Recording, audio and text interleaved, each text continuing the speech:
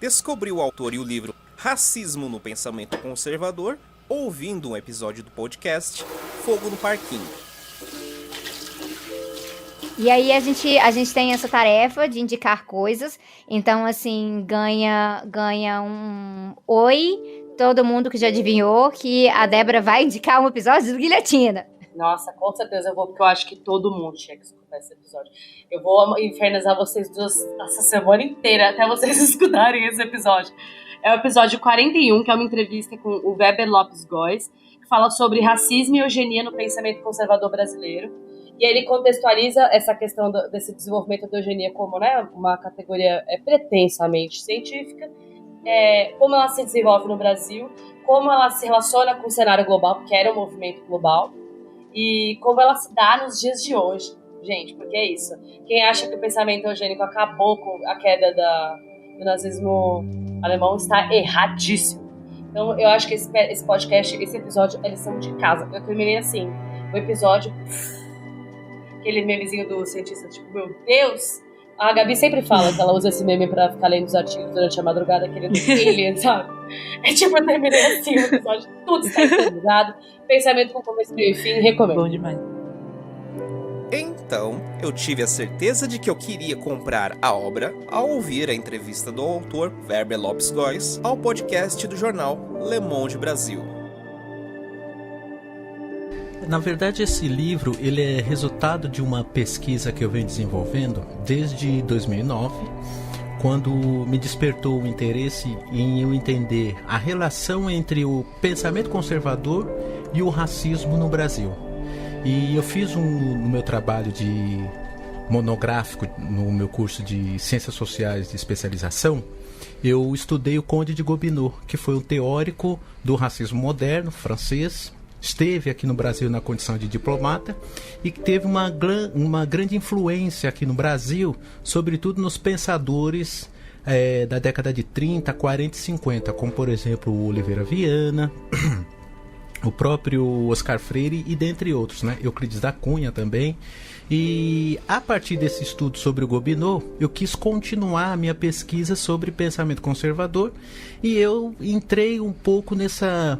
Me despertou a vontade, né, o interesse na realidade de conhecer o que foi o movimento eugenista brasileiro, porque o movimento também eugenista dialogou muito com o pensamento conservador, é uma das expressões do pensamento conservador, e foi a partir desse interesse meu em estudar o movimento eugênico no Brasil que fez com que eu me deparasse com o Renato Kell.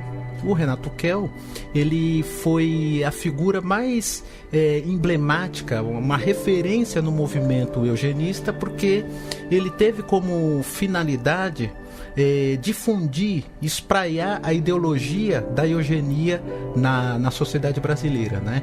Ele era um farmacêutico, médico, limeirense, vai pro Rio de Janeiro na década de 20, mais ou menos, e também ele vai tomar sob seus ombros, né, o movimento eugenista enquanto uma tarefa para resolver as questões sociais que o Brasil estava enfrentando naquele momento, como por exemplo a educação, o sanitarismo, a saúde, e também um tema caro para a sociedade brasileira, que era como consolidar um povo brasileiro, não é?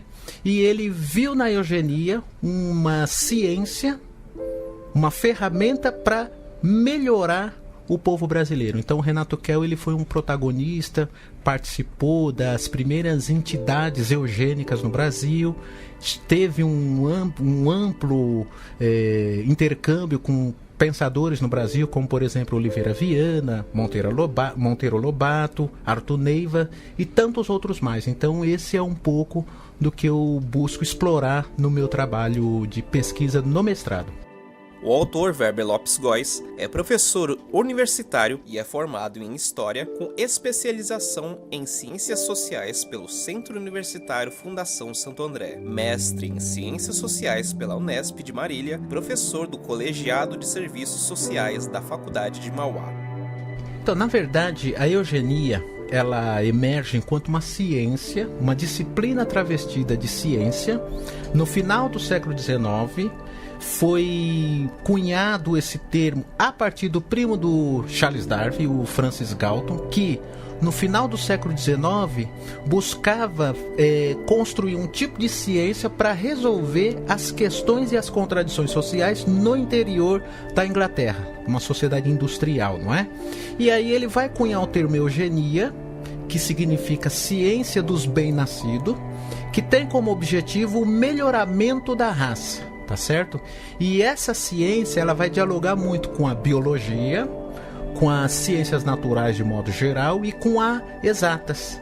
Então, o Francis Galton, que vai cunhar esse termo e que vai ser o principal elaborador da eugenia, vai ter como primordial a propositura eugênica como forma de resolver as questões da delinquência, da prostituição, da urbanidade, ou seja, as contradições oriundas de uma sociedade de classes, e aí ele vai então propor a eugenia enquanto uma ferramenta.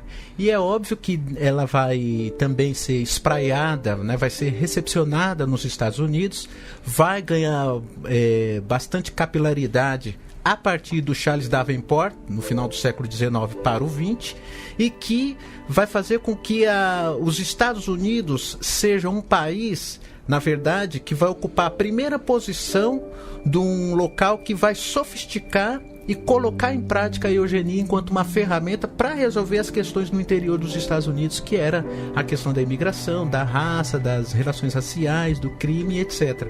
E aí é óbvio que os Estados Unidos se tornará uma referência e vai difundir a sua experiência de pesquisas, de leis, de esterilização e tantas outras proposituras que compõem as ideias eugênicas, inclusive na Alemanha. E aí, a partir dos Estados Unidos, na verdade, que a Alemanha se torna, né, um país referência na eugenia por conta do Holocausto. Mas, na verdade, o país que melhor empreendeu a eugenia foi também os Estados Unidos. Não é à toa que os Estados Unidos teve mais de 20 estados que sancionou leis eugênicas, escolas eugênicas, e as instituições que financiou, como por exemplo a Ford, Kellogg's, os grandes magnatas, Rockefeller, né?